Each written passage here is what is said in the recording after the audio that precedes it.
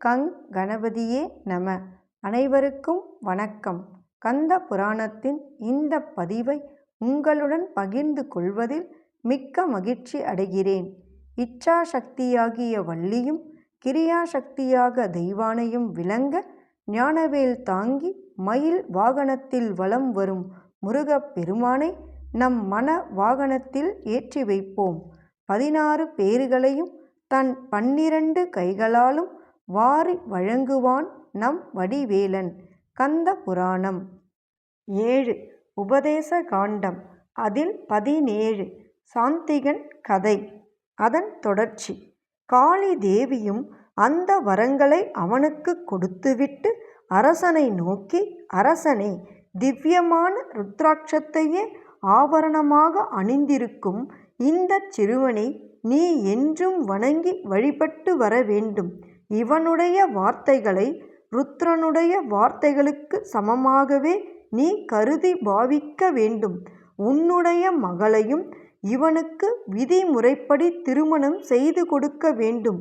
இவற்றை நீ செய்து நிறைவேற்றினால் உன்னுடைய சகல மனோபீஷ்டங்களும் உனக்கு கைகூடும். இவனை பலியிடும் நோக்கத்தோடு இங்கு அழைத்து வந்த உன் புரோகிதனை உன் கண் முன்னாலேயே நான் கொன்று போட்டேன். மேலும் அவனுடைய மகனும் மனைவியும் கூட உயிர் துறந்து விட்டார்கள். அவனுடைய வீடும் தீப்பற்றி எரிந்து சாம்பலாகி விட்டது. இவனை கரித்து கொட்டிய இவனுடைய பெற்றோர்களும் உடன் பிறந்தார்களும் குஷ்டம் முதலான பயங்கரமான வியாதிகளால் பீடிக்கப்பட்டு உண்பதற்கு உணவு கூட இல்லாத நிலைமையில் பசி தாகத்தால் ஆறா துயரத்தை அடைந்து தங்குவதற்கு ஒரு நிழலும் இல்லாமல் நாடுதோறும் அலைந்து திரிந்து கொண்டிருக்கிறார்கள். ஆகையால் ருத்ராட்சத்தை அணிந்து கொண்டிருக்கும் இந்த சிறுவனை எவனொருவன் சிவபெருமான் என்றே எண்ணி வணங்கி பூஜிக்கிறானோ அவன் இந்த பூலோகத்தில் தேவர்களைப் போன்ற சதா காலமும் சந்தோஷமாகவே வாழ்ந்து வருவான் என்று கூறினாள். அரசனும் காளி தேவியின் வார்த்தைப்படியே தன்னுடைய அழகு வாய்ந்த புத்திரியை சாந்திகனுக்கு முறைப்படி திருமணம் செய்து கொடுத்து அவனுக்கென்று இரத்தினங்கள் இழைக்கப்பட்ட ஓர் அற்புதமான அரண்மனையையும் அமைத்து கொடுத்தான். அந்த அரண்மனையில் ஓர் அரசனைப் போன்ற உன்னதமான ஆடை ஆபரணங்களால் சாந்திகனை அலங்கரித்து வீற்றிருக்கச் செய்து தினம் தவறாமல் அவனை தரிசித்து வணங்கி சிவபெருமானைப் போல் கருதி பூஜித்து வந்தான்.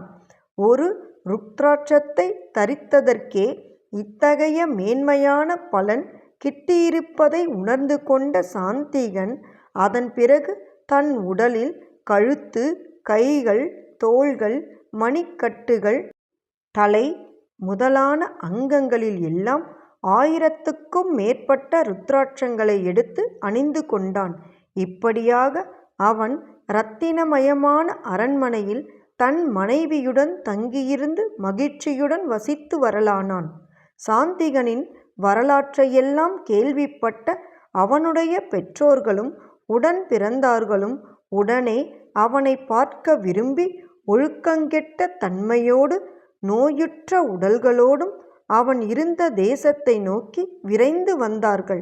அவர்களைக் கண்டதும் சாந்திகன் முக மலர்ச்சியுடன் வரவேற்று தன் அரண்மனையினுள் அழைத்து வந்து அமர்த்தினான்.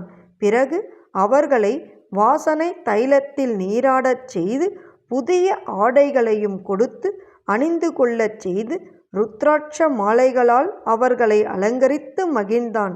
அந்த ருத்ராட்சத்தின் மகிமையால் அவர்கள் அனைவரும் குஷ்டம் முதலான பயங்கர வியாதிகளில் இருந்தும் அறவே விடுபட்டு சாந்திகனோடு சகல ஆடம்பரங்களையும் போக போக்கியங்களையும் அனுபவித்த வண்ணம் அந்த அரண்மனையிலேயே தங்கியிருந்து நீண்ட காலம் ஆனந்தமாக வாழ்ந்து வந்தார்கள். முடிவில் அவர்கள் அனைவரும் கைலாசத்தை போய்ச் சேர்ந்து எல்லையில்லாத பேரின்பத்தில் மூழ்கியிருக்கலானார்கள். இவ்வாறு கூறி முடித்த சுப்ரதீபன், யோகியே, ருத்ராட்சம் என்பதை அறிந்து கொள்ளாமல் ஒரு சிறிய மணியென்றே நினைத்து சிறுவன் சாந்திகன் அதை அணிந்து கொண்டிருந்தான். ஆனால் அவன் அடைந்த பலன் எத்தகையது என்பதை நீங்கள் உணர்ந்து கொண்டீர்கள் அல்லவா? ஆகையால் ஸ்ரீ சிவபெருமானுடைய சிறந்த ஆபரணமும் ஸ்வர்க்க மோட்ச பதவிகளை கொடுக்க கூடியதுமான ருத்ராட்சத்தை எவனொருவன் தன் மேனியில் எந்நேரமும் அணிந்து கொண்டிருக்கிறானோ அவன் தன்னுடைய பாபங்கள் அனைத்திலிருந்தும் விடுபட்டு மேலான புண்ணியங்களை அடைந்து விடுவான் என்பதில் சந்தேகமே கிடையாது. அப்படிப்பட்டவனுடைய புண்ணியத்தில் அளவை ஸ்ரீ சங்கரன், ஸ்ரீ பார்வதி தேவி, ஸ்ரீ கணபதி முதலான தெய்வங்களைத் தவிர வேறு யாராலுமே அளவிட்டு அறிந்து கொள்ள முடியாது.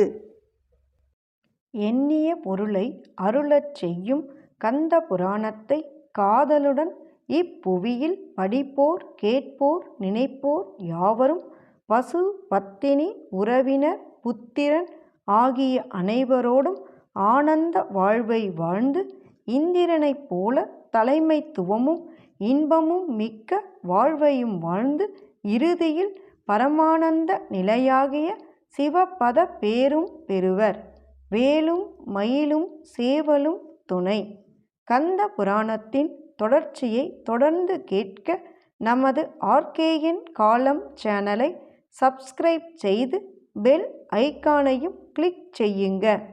இந்த பதிவினை நமது ஆன்மீக அன்பர்கள் அனைவருக்கும் மற்றும் புராணங்களை கேட்க விரும்புபவர்களுக்கும் ஷேர் செய்யுங்க. பிடித்திருந்தா மறக்காம லைக் பண்ணுங்க, கமெண்ட் பண்ணுங்க. தொடர்ந்து கேட்பவர்கள் அனைவருக்கும் எனது மனமார்ந்த நன்றி. நாளையும் வருவான் நமது வடிவேலன்.